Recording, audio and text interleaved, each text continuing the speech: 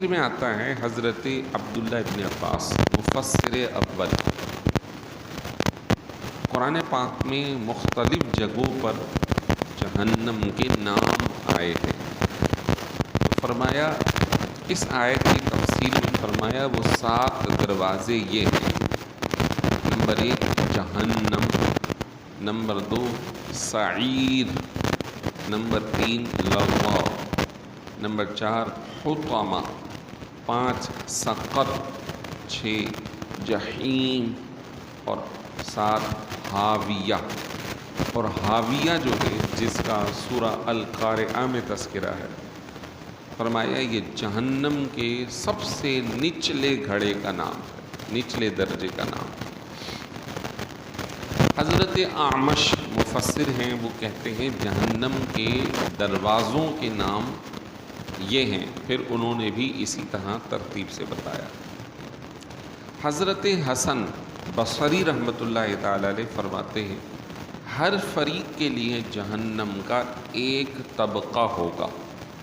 چنانچہ ضحاک جو مفسر ہیں انہوں نے مزید کہا ایک دروازہ یہود کے لیے، ایک دروازہ نصارہ عیسائیوں کے لیے، ایک دروازہ صائبین جو ستاروں کی پوجا کرتے، ایک دروازہ مجوس کے لیے یعنی جو آگ کی پوجا کرتے، ایک دروازہ جو مشرکین ہیں جیسے ہندو مذہب کے ماننے والے ہیں ہمارے زمانے میں ہندوستان میں، سری لنکا میں، اور ایک دروازہ منافقین کے لیے، منافق جو بظاہر مسلمان حقیقت میں کافر، اور ایک دروازہ اہل توحید کے لیے بھی جہنم میں جانے کا،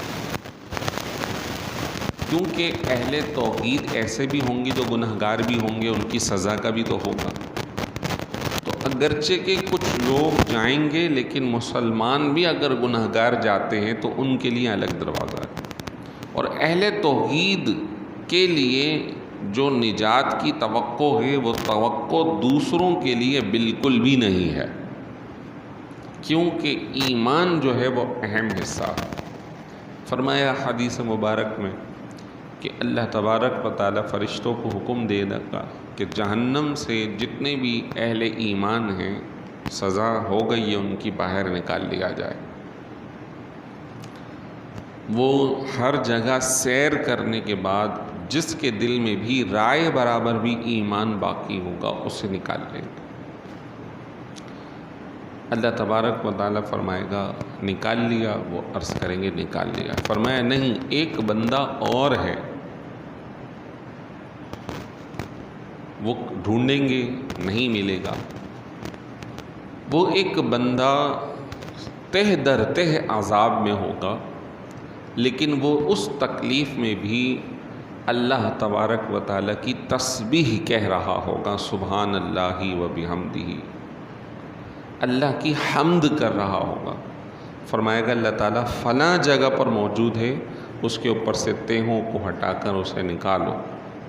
اسے نکالا جائے گا، اس کے بعد اسے جو جنت کا پانی ہے اس سے اسے دھویا جائے گا۔ تو جیسے ہی دھویا جائے گا وہ پھرپھری لے کر اپنے جسم اور اپنے گوشت پوشت جو بھی اس کی کیفیت ہے وہ سلامتی کے ساتھ بیدار ہو جائے گا۔ پھر اسے جنت میں داخل کیا جائے گا تو وہ یوں محسوس کرے گا کبھی وہ سزا میں تھا ہی نہیں۔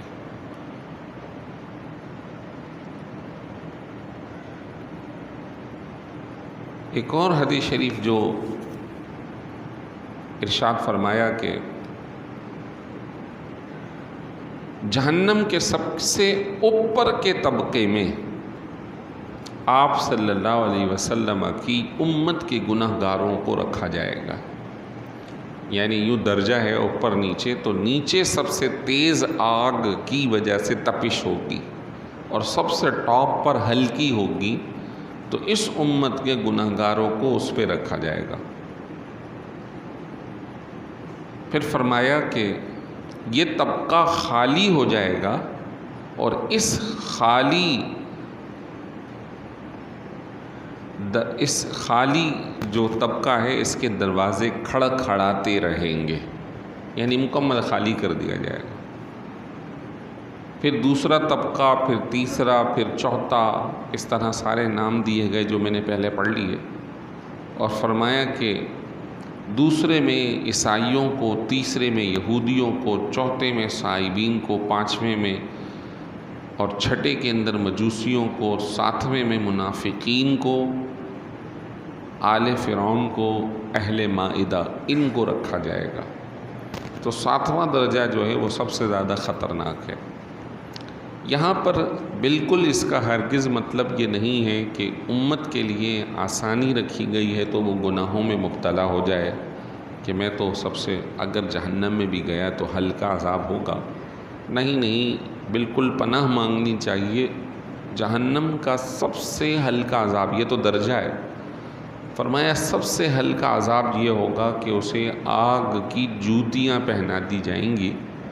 جب وہ جلیں گی تو وہ اس کے پورے جسم کو گرم کرتے کرتے اس کے دماغ کو اس قدر تپش میں ڈال دیں گی کہ جیسے اس کا دماغ یوں ابلے گا جیسے ہانڈی میں پانی ابلتا ہے۔ لیکن احادیث طیبہ میں جو گنہگار لوگ ہیں ان کے مختلف معاملات کو جب معراج پر گئے حضور تو دیکھا، اور پھر ارشاد فرمایا جو لوگ سود اور حرام کھاتے ہیں ان کے پیٹوں کو اس قدر بڑا کر دیا جائے گا جیسے کوئی حویلی، اور اس کے اندر سانپ بچھو وغیرہ ہوں گے، اندر سے کاٹ رہے ہوں گے۔ وہ کھڑا ہونا چاہے گا لیکن وہ پیٹ اس کو کھڑے نہیں ہونے دے گا۔ آج دیکھیے نا، ہر طبقے کے اندر خصوصاً جو لوگ منصب والے ہیں، جن کو ویسے ہی اللہ نے منصبوں سے نوازا ہے، مالوں سے نوازا ہے، ان کی ہوس ختم نہیں ہوتی، اور بڑھتی ہے، اور چاہتے ہیں زیادہ سے زیادہ تاکہ اپنے بعد والوں کے لیے، اپنی آل اولاد کے لیے، اپنے گھر والوں کے لیے آسائش، حالانکہ کل یہی سب لوگ اس کو چھوڑ کر اکیلے حساب کے لیے تنہا کر دیں گے۔ قرآن نے کہا یوم یفر المرء من اخی، ایک صاحب اپنے بھائی کو چھوڑ کر بھاگیں گے کہ کہیں ایسا نہ ہو آج بھائی پھنسا ہوا ہے اور مجھ سے نیکی مانگے۔ وَأُمِّهِ وَأَبِيهِ، بیٹا بیٹی اپنے ماں کو چھوڑ دیں گے، باپ کو چھوڑ دیں گے۔ تم نے جو کمایا حرام کیا وہ تمہارا اپنا مسئلہ تھا، ہم کیوں جواب دیں۔ وَصَاحِبَتِهِ وَبَنِيهِ، اس کی جو بیوی ہے جس کے لیے اس نے حرام کیا، حرام کمایا، رشوت لی، سود کھایا، وہ بیوی اسے چھوڑ دے گی۔ اسی طرح شوہر بیوی کو چھوڑ دے گا، اور باپ اپنی اولاد کو چھوڑ دے گا۔ لِكُلِّ امْرِئٍ مِّنْهُمْ يَوْمَئِذٍ شَأْنٌ يُغْنِيهِ، اس دن ہر بندی کی ایسی حالت ہوگی جو اس کو دوسروں سے بے نیاز کر دے گی، نفسا نفسی جس کو کہا جاتا ہے۔ تو ہرگز یہ مطلب نہیں کہ یہ امت گناہوں میں مبتلا رہے۔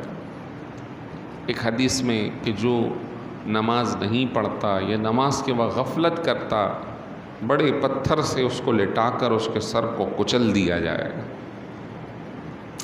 ریزہ ریزہ ہو جائے گا، پھر اسے سیدھا کیا جائے گا۔ اب یہ تو سر کی حالت ہے، اگر کوئی انگلی پہ ہتھوڑا مارے کیا کیفیت ہوگی، اور سر کو ہی کچل دیا جائے۔ لیکن یہ امت مسلمہ سمجھ نہیں رہے، ان کاموں سے پرہیز کرنا چاہیے جس سے اللہ اور اس کے رسول راضی نہیں۔ جو لوگ اللہ اور اس کے رسول کے حکم کے تابعدار ہیں ان کے لیے سنیے اگلی آیت جو چوتھا رکوع شروع ہو رہا ہے، فرمایا ان المتقین فی جنات وعیون، جو متقی ہوں گے انہیں جنتوں میں اور چشموں میں داخل کیا جائے گا۔ چشمے کیا ہیں؟ ایک دوسری صورت ہے سورہ محمد جو کہ 26ویں پارے میں، فرمایا وہاں نہر ہوں گی، اور اس نہر کے اندر ایک نہر صاف شفاف پانی کی ہوگی، ایک نہر دودھ کی ہوگی، ایک نہر شہد کی ہوگی، اور ایک نہر جو ہے وہ شراب کی ہوگی، لیکن وہ شراب یہ نہیں۔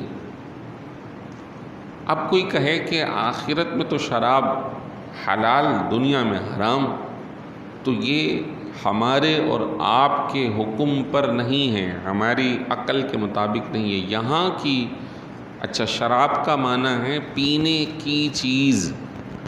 اب ہر وہ پینے کی چیز جو نشہ میں مبتلا کر دے حرام ہے، اور جو نشے میں نہ لے کر جائے تو اس کے اندر حکم یہ ہے کہ اگر وہ انگور سے بنی ہوئی ہے تو مکمل طور پہ حرام ہے، چاہے اس سے نشہ آئے نہ آئے۔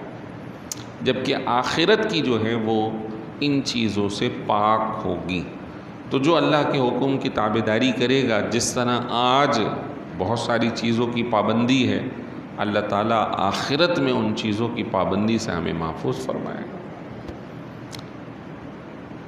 فرمایا جائے گا جو متقی ہیں ادخلوها بسلام آمنین، داخل ہو جاؤ اس جنت میں سلامتی کے ساتھ اور امن کے ساتھ۔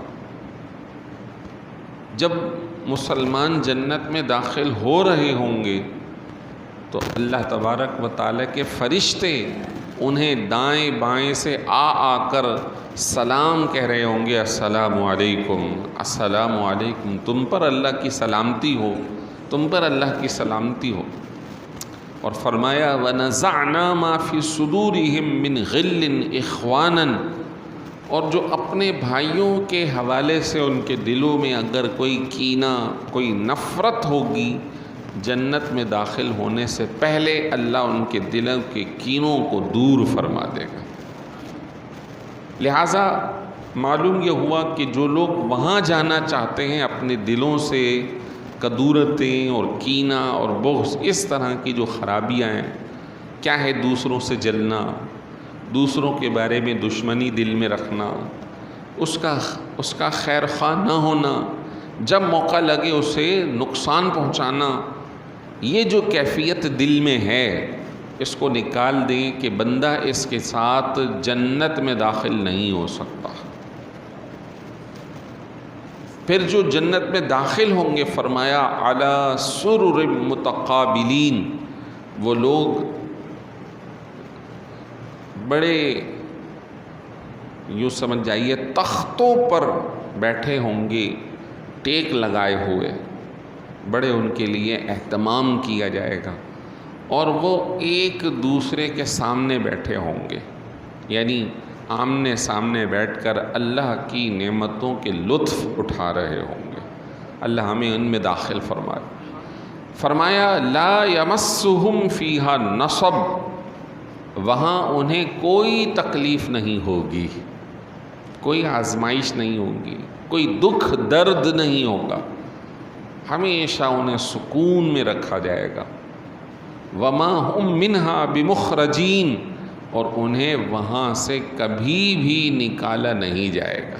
سبحان اللہ۔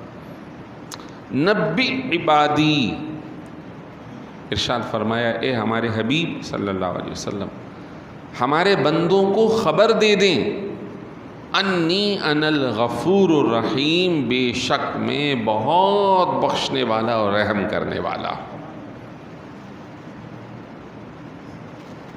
وَأَنَّ عَذَابِي هُوَ الْعَذَابُ الْأَلِيمُ، اور یہ بھی خبر دے دیں کہ میرا عذاب یا میری سزا بھی بڑی درد دینے والی سزا ہے۔ گویا دونوں رخ ہیں، اللہ کی بارگاہ میں توبہ کرنی چاہیے، عمل صالح کی کوشش کرنی چاہیے۔ اللہ ہم سب کو جنت میں، ہمارے اہل خانہ کو، ہمارے والدین کو جنت میں داخلہ عطا فرمائے۔ وآخر دعوانا ان الحمد للہ رب العالمین۔